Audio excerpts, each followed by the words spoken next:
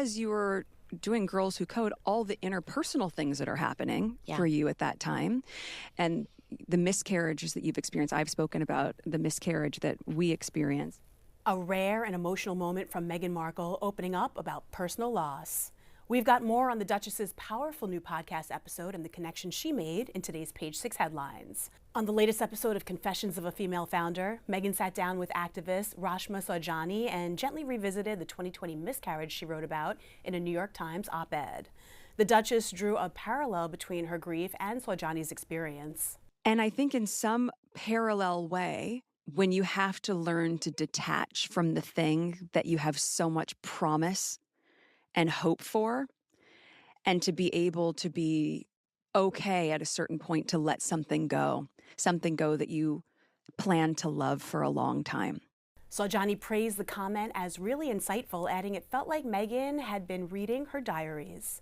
The Duchess also touched on her current season of motherhood, revealing both Prince Archie and Princess Lilibet are sick with RSV and influenza A, but said being a mom remains her favorite title. A raw and reflective moment from Meghan, showing once again she's not afraid to use her platform for connection, even on the hardest topics. Next, Melinda Gates is opening up about the emotional reason she ended her marriage to Bill Gates. In a candid interview on The Late Show with Stephen Colbert, Melinda revealed that trust, or the lack of it, ultimately led to their split. But I learned, to have a trusted relationship, which is what I wanted in marriage. Both partners have to be honest with one another. And if you can't have intimacy and you can't have trust. And so in the end, I had to go. She previously cited Bill's infidelity and his connection to Jeffrey Epstein as key factors in her decision.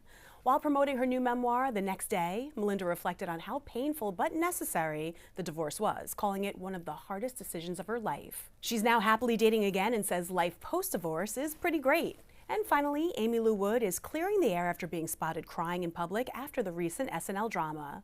The White Lotus star took to Instagram to explain that her emotional moment in South London had nothing to do with the sketch that mocked her appearance, despite headlines suggesting otherwise. While she did criticize SNL for its portrayal of her character and gap teeth, calling the skit mean and unfunny, she clarified she was crying about something completely unrelated. Aimee emphasized she's all for a good parody when it's done with cleverness and kindness, but felt this one crossed the line. Meanwhile, her co-star Walton Goggins praised the sketch, adding fuel to rumors of off-screen tension between the two.